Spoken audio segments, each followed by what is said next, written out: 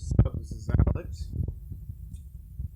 I had some breakfast, so I apologize if I have something on my face. I'll eventually get a towel and wipe it off because I know y'all be like, damn, Alex, I know you got your glove on, but damn, do something with your mouth, homie. Do something with your mouth, homie.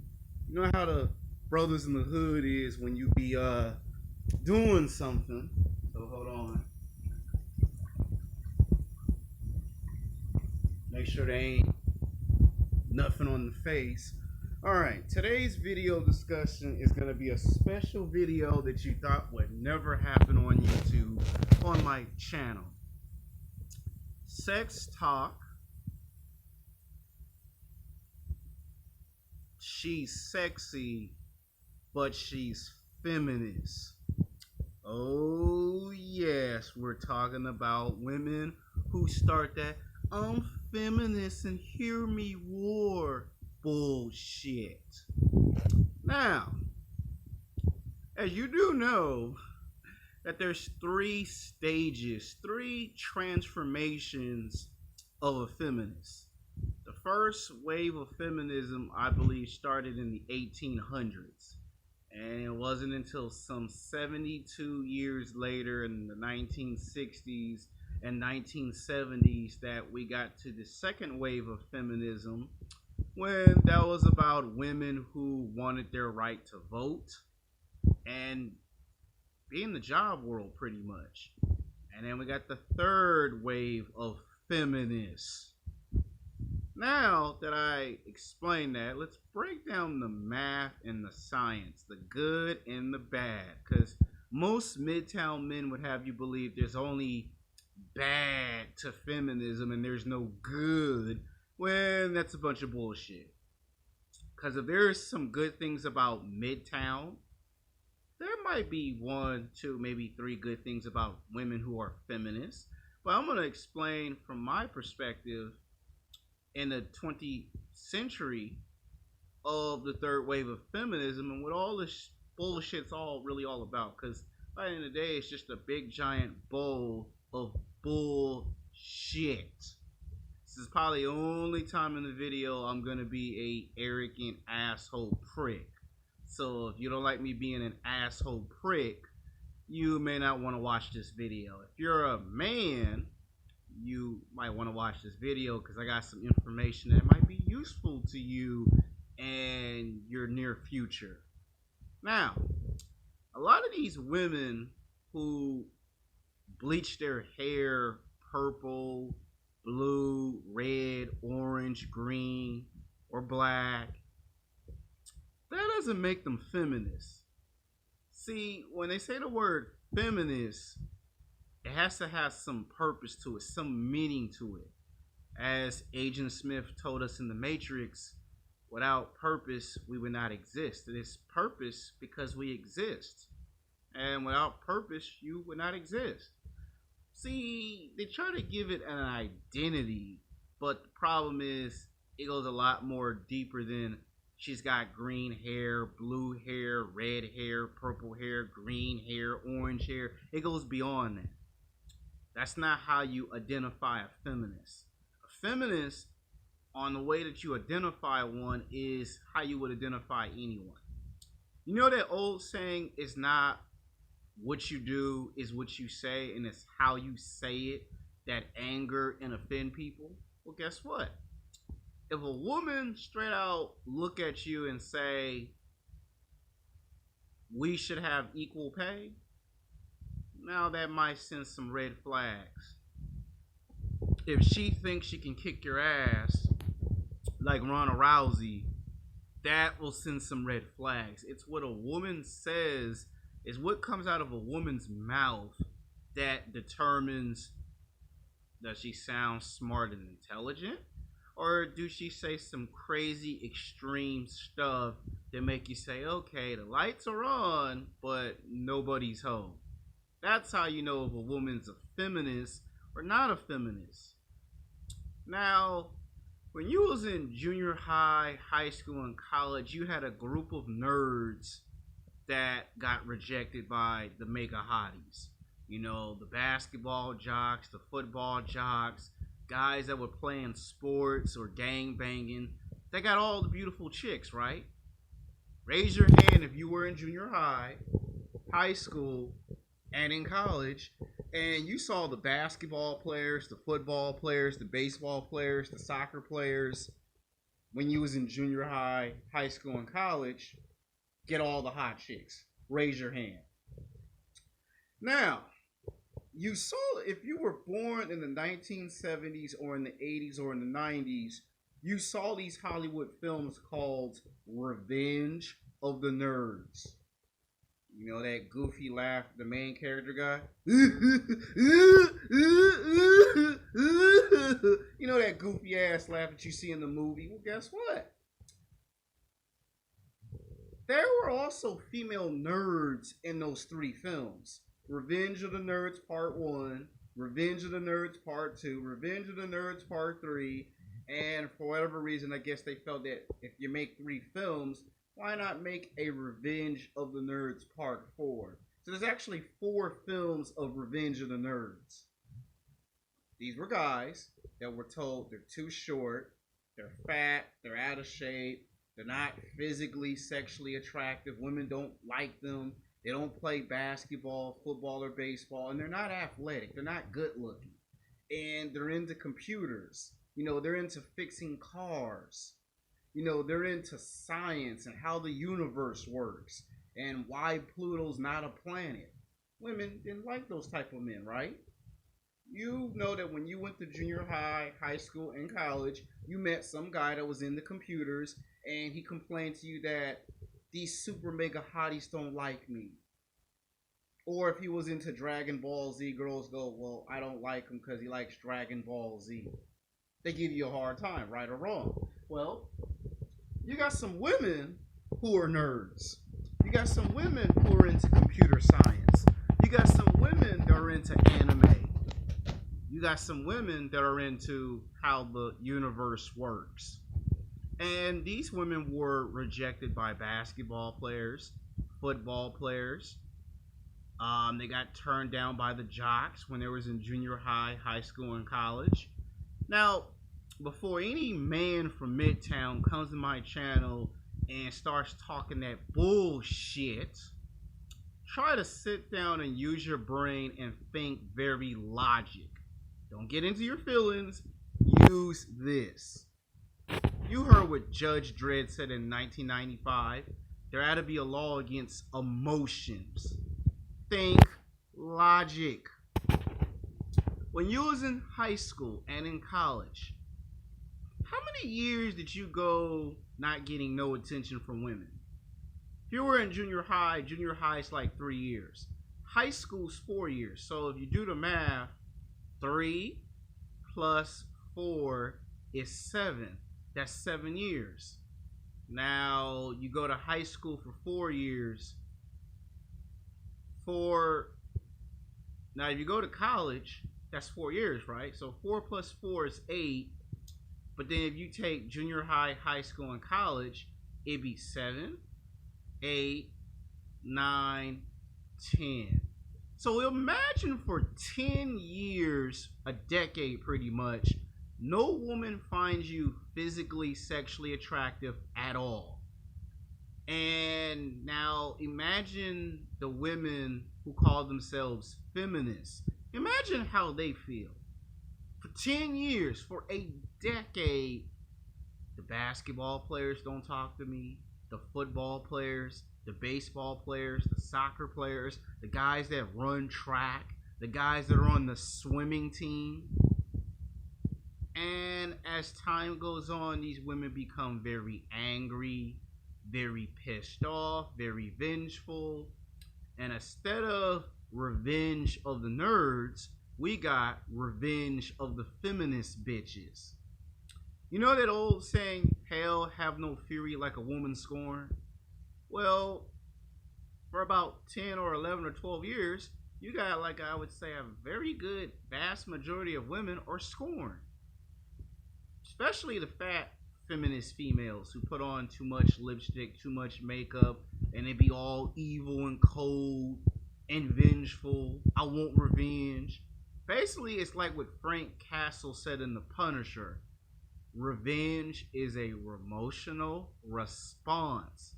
So when all of these women roll their eyes and snap their fingers and they got stank attitudes and they be yelling, "I'm feminist and hear me war," that is a cry out for attention. For nobody paid attention to me in junior high, nobody acknowledged me in high school, and by the time I got to college, again, I was not acknowledged. So these women became angry and vengeful. They would say stuff like, "I'm gonna blow your car up if you don't ask me out to lunch or dinner," or "I'm gonna blow your house up if you don't find me physically, sexually attractive." They would say stuff like that, and you would look at the female like, come again? You said what? And then they would yell and say, "You heard me," and then they would run away and walk away. Now, those women who call themselves feminists, they do find men physically, sexually attractive. What it is they want revenge on the men that played basketball, football, and baseball. I mean, think about it. There are men that do like these women. Problem is, they don't like men who are just like them. Anytime a fat girl, 200 pounds, 300 pounds, 400 pounds, gets a chubby chaser, she don't want no chubby chaser. She want Brad Pitt. She want Tom Cruise. But we all know that Tom Cruise is a multi-millionaire, and guys that are multi-millionaires and billionaires, they don't date women that's fat and out of shape and average or below average looking. So these women go to sleep fantasizing a basketball player dates a woman that's 300 pounds. Or if the woman's 400 pounds, she goes to sleep thinking about a guy that's going to date a woman that's 400 pounds.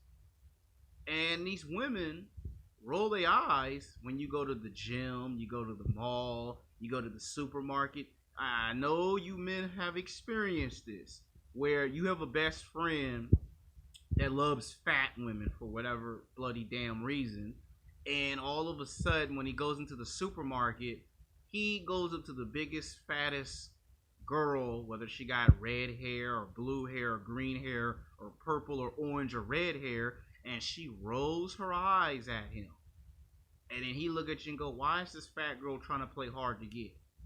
Well, did it ever occur to you that these women are nerds too? We ain't just got men that were nerds and geeks. We had some women that were goofy and clumsy. We had some girls that were madly in love with the basketball players, the football players, the baseball players, the soccer players, guys that ran track, guys that were on the swimming team. And those men did not find those women physically, sexually attractive at all. So 10 years went by. And once a decade gets by, these women are now approaching 28, 29, 30, 32 years old. And they're looking in the mirror and they're pissed off because it's been 10, 11, or 12 years now. And they want to know why no man has asked them out to lunch or dinner. They want to know why they're not married and they don't have no kids. So they become what they call a woman scorn. I want revenge. Now you see, the problem with this is that most women who do become feminists are full of shit. Because if you ever notice, you're not getting revenge on the men that you went to high school and college with. You're getting revenge on the men who remind you of the guys that rejected you. Like, I'll use myself for an example. I rejected this one black girl that I went to high school with. I will not say her first and last name. I will give her no acknowledgement and no satisfaction whatsoever because I'm an asshole. But my point is, I went to high school with her, and for 10 years she would bitch and complain that no man found her physically, sexually attractive. And I told her it's because you have an attitude. You have a nasty ass attitude. You're rude. You're disrespectful. And when someone's trying to give you some constructive criticism, you take it as an insult and then decide you want revenge because someone tried to explain to you that if you want to get what you want, you have to self-improve yourself. And I stopped talking to her because every time I talk to her, well, you know the old saying, the bloody lights is on, bloody mites. but there's nobody home, bloody mites, bloody damn it. And pretty much, I stopped talking to her. Now, anytime you see a woman who say I'm feminist, if you catch her looking at muscle fitness magazines and there's Chris Hemsworth who plays Thor, if she keeps looking at how buff his body is, then she's not a feminist because she's only doing it for attention. She wants someone to pay attention to her. So they'll say some crazy extreme nonsense because I want the attention.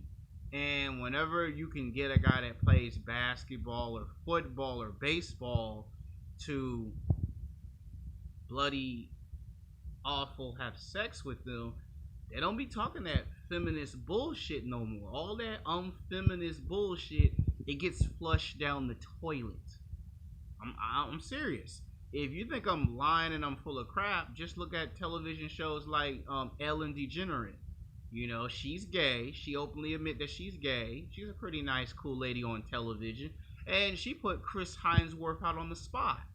Now, you gotta ask yourself, why would she go to a reward ceremony 7 years ago when Chris Hemsworth became Thor and the Marvel Cinematic Universe, and all of a sudden, all the women start screaming and swooming when they see how buff Chris Hemsworth looked.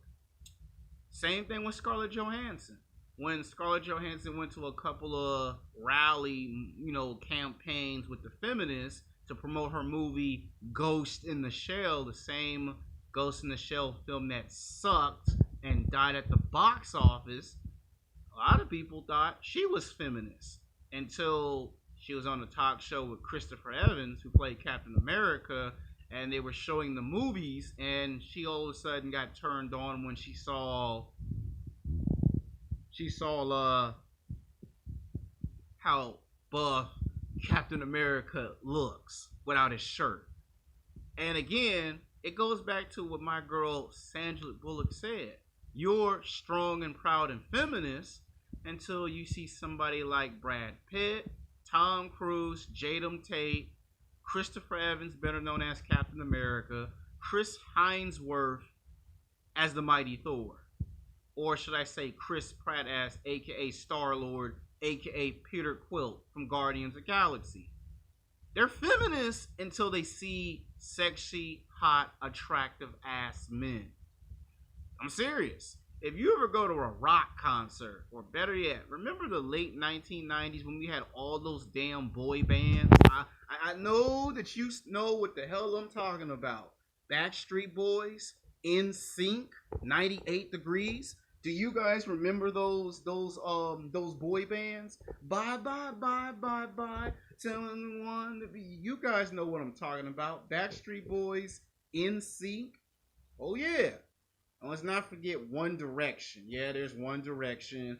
Anytime those females would go to those rock concerts, I'm gonna let you on a little secret. The vast majority of them were feminists. Now, when you look at all these big Marvel sales, all these Marvel films, right? It ain't just the nerds going to see Captain America, Iron Man, Thor, the Hulk, Ant-Man, Doctor Strange. It ain't just people watching these Marvel comic films. You got women who say they're feminists watching these films.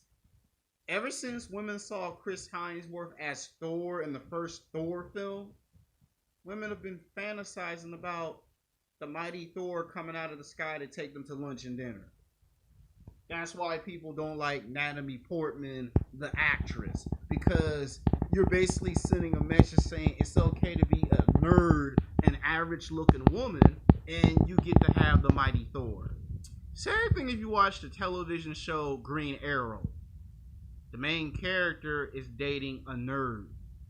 Now, men will say that's not supposed to happen in real life, but by the time these women get 30, 35, 40, 45 years of age, and some sad cases 50 years of age, these women hit the wall so fast and so hard that by the time they do want to get in a relationship and get married and have kids, it's too late because they wasted all their years hating a man that rejected them when they was in junior high, high school, and college.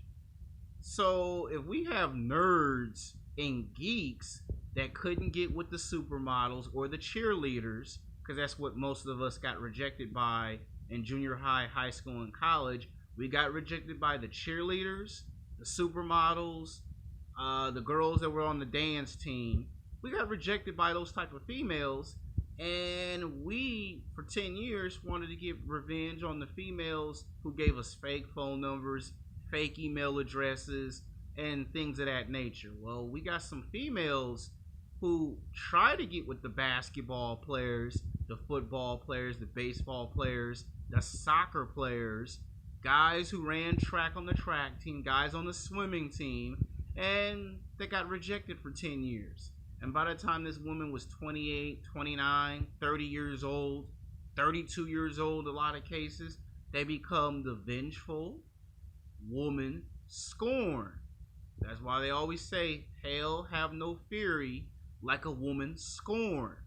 So when a woman becomes scorned, all of a sudden she got red hair, blue hair, purple hair, green hair, yellow hair, red hair, orange hair. All of a sudden she go all goth. I call it going Halloween, but she goes goth, and she starts saying weird, strange stuff because she got rejected. Then that's when you see the tattoos, the body piercings, and the short mini skirts, and that's when they go to the barbershop and they either cut their hair off and go bald headed, or they cut their hair short, and then people identify that as a feminist. But I'm here to tell you that's not what a feminist is. That might be what they look like, but it's what comes out their mouth that self-proclaimed them as a feminist. If a woman says, I want to be a manager or a supervisor, and I don't want to have kids and I don't want to get married, ding ding, that's a red flag. If a woman works for 10 years and has never been in a relationship and has never ever went out to lunch and dinner with a man, ding ding, that is a red flag. If a woman says a woman can do anything that a man can, now you got a case that, yeah, that might be a feminist. It what's come out of their mouth that makes them feminists. Even if you go on online dating, and if you're handsome and good looking, and you start talking to these females, if the vast majority of women on online dating just so happen to be feminists. And then you find this out later if you're a man that's in his 30s. Usually men from the ages of 35 to 60 years old encounter this. And then they go, I went to high school with that woman. I went to college with that girl. She wasn't no feminist. Yeah, but if you rejected her, then you're on her hit list. That's when women start saying, I'm going to get revenge. But then what makes women that are feminists full of shit and hypocritical is you're not getting revenge on the guys that rejected you when you was in junior high, high school, and college. You're getting revenge on the guys who remind you of the guys that rejected you. That's what makes it hypocritical and full of shit. Because if it was 100% real, genuine, you would get back at the basketball players, the football players, the baseball players, the soccer players. If the guy was an actor or an R&B singer, you get revenge on those guys. When women see, music groups like Backstreet Boys, NSYNC, 98 Degrees, One Direction, and let's not forget that group who made that one famous rock song, Welcome to the New Age, Radioactive. You don't get revenge on those guys, but you get revenge on the guy that you put in the friend zone. The guy that you say, well, I don't like you. So the guy that gets put in the friend zone, that's who you get revenge on. But if it's guys like Brad Pitt or Tom Cruise, you never get revenge on him because you find those men physically, sexually attractive. So the idea of getting revenge on a man that you're attracted to is blasphemy to some women. And then you got the women who will kick women out of the sisterhood of feminism because she got her some good McDonald's McLovin. Yes, you heard me, McDonald's McLovin. I said it again, McDonald's McLovin. And all of a sudden it'd be female versus female. All of the females be in the Barbie doll corner talking about, oh, she got her some McDonald's McLovin, let's kick her out of the sisterhood of feminists. And you see, what you don't get is, it's like being a Hollywood actress. A lot of these women, they put on a good show in public, but behind closed doors in their house or in their apartment, they be on these dating websites, Tinder, hotornot.com. Yeah, that's the name of an actual website. And they go on Tinder, they go on these dating websites, and they be trolling for the men that they know they find physically sexually attractive. So you can meet a woman that's a feminist, and she'll swear up and down, I hate all men. Black men, white men, Mexican men, Asian men. But then that same woman who says that, all of a sudden you see her 5 months later at a nightclub or at a bar on the back of a motorcycle with a guy that's an asshole. And you be saying, hold on, wait a minute. This woman said she hate all men. She said, damn men to hell. And you like, you on the back of a man's motorcycle and you getting banged that same night. Yeah, that's a bit fucking hypocritical. Don't y'all think so? So in part 2 of this video, I'm going to talk about what happens when women who are feminists become police officers, police women, doctors, lawyers, teachers. Oh yeah, there's some women that are feminists, but they're teachers in college. You go to your local high school and your local colleges, there are some women in there that are feminists, but you don't notice it because these women be so sexually hot and attractive, you don't know it. But we're going to talk about the women that are not that physically sexually attractive in part 2. We're going to talk about what happens when those women become managers, supervisors, assistant managers, assistant supervisors, and they start working for these Fortune 500 companies, and all of a sudden they have power and control. And what happens when you go for a job interview and you don't get the job, and the woman is the one that gives you the job interview? What the hell all of that's all about? See, part 1, I'm trying to explain to you, it's about the rejection. Think about it. If you get rejected for 10 years, a decade, you're going to be angry, you're going to be vengeful, and you're going to want revenge on the men that rejected you. And as soon as you remind them of a guy that did them wrong, then you start doing what Amber Rose does. You start doing what all these women do when they want revenge. But then if you look good looking to them, then all of a sudden they contradict themselves. See, when I was in college, can't tell you the name of the school, though, I met a black woman that was a feminist. And for almost 5 years, she would never talk to me. But when I started showing that I put out my charisma like LL Cool J and Dwayne The Rock Johnson, and I laid the smackdown on that final, all of a sudden this black woman made a damn scene in class, got down on the floor with her butt out, and started making a fool out of herself. And what had happened was, I beat a black woman that was quote unquote feminist into submission. All of a sudden this woman found me physically, sexually attractive. I mean, she was trying to get any man to pay attention to her anyway. But when I started talking to white girls, Mexican girls, and Asian girls, then she really wanted to pay attention to me, if you know what I mean. And that just goes to show you that if she really was a feminist like they say they are, then they wouldn't like man. But this is only part 1, and when I come back with part 2, I'm going to explain what happens when you get a job and your boss is a woman, and what happens when she tries to extract revenge on you. Gotta make these videos. Until then, peace.